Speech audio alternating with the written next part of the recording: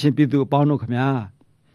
မြန်မာနိုင်ငံရေးကကြမှာအလှည့်ပြောင်းမှာကျွန်တော်တို့ချင်းပြည်နယ်ဟာလည်းမပြည့်စည်သင့်တာတွေပျက်စီးရပြီးမဆုံးရှုံးသင့်တာတွေဆုံးရှုံးခဲ့ရတယ်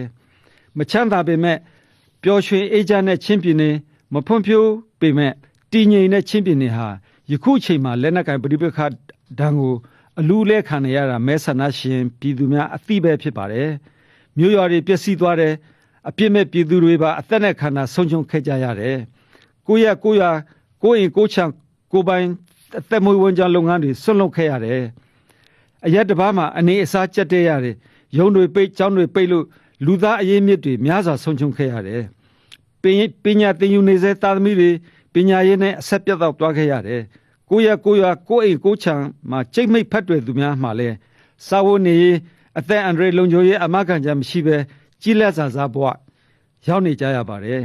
ပြည်သူတွေလိုချင်တာကဒီမိုကရေစီနဲ့ဖက်ဒရယ်စနစ်ကိုအခြေခံတဲ့ပြည်ထောင်စုတည်ဆောက်ရေးပဲဖြစ်ပါတယ်ဒီတိုင်းသာညီကိုအချင်းချင်းအပြန်အလှန်တိုက်ခိုက်နေကြရင်ပြည်သူတွေလိုချင်တဲ့ဒီမိုကရေစီနဲ့ဖက်ဒရယ်စနစ်ကိုအခြေခံတဲ့ပြည်ထောင်စုလဲပေါ်ပေါက်လာနိုင်မှာမဟုတ်ပါဘူးချင်းပြည်သက်ကွန်ဂရက်ပါတီအနေနဲ့ကတော့ပရိပက္ခတိုင်းကိုငြိမ်းချမ်းစွာစပွဲပေါ်မှာတွေ့ဆုံဆွေးနွေးအဖြေရှာတဲ့နီလန်းထက်ပုံမကောက်မော်တော့နီလန်းမရှိဘူးဆိုတာအခိုင်အမာယုံကြည်လို့ပါတီတည်ထောင်ပြီးရွေးကောက်ပွဲဝင်ရခြင်းပဲဖြစ်ပါတယ်ချင်းပြည်သက်ကွန်ဂရက်ပါတီအနေနဲ့ငြိမ်းချမ်းရေးစပွဲပေါ်မှာပြည်သူအတွက်မရဲဝံ့ရက်တည်သွားပါမယ်လို့ကတိပြုပါတယ်ဒါကြောင့်ချင်းပြည်သက်ကွန်ဂရက်ပါတီ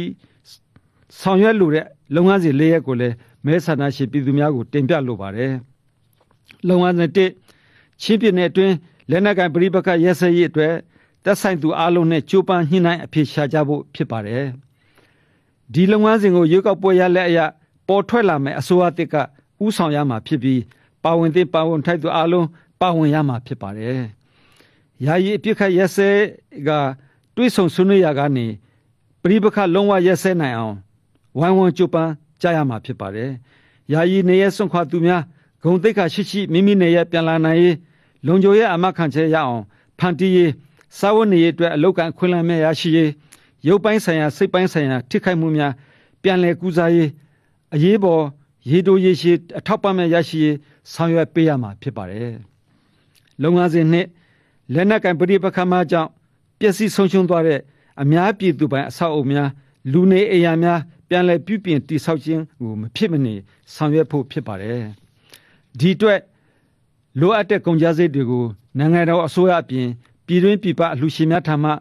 အကူအညီများရရှိဖို့အတွက်ပါတီနဲ့ရွေးကောက်ခံကိုယ်စားလှယ်များအပါအဝင်ပြည်သူတရက်လုံးကလည်းပူးပေါင်းဆောင်ရွက်ရမှာဖြစ်ပါတယ်လုပ်ငန်းစဉ်၃တနိုင်ငံလုံးအပြစ်ခတ်တိုက်ခိုက်မှုရပ်စဲရေးသဘောတူစာချုပ်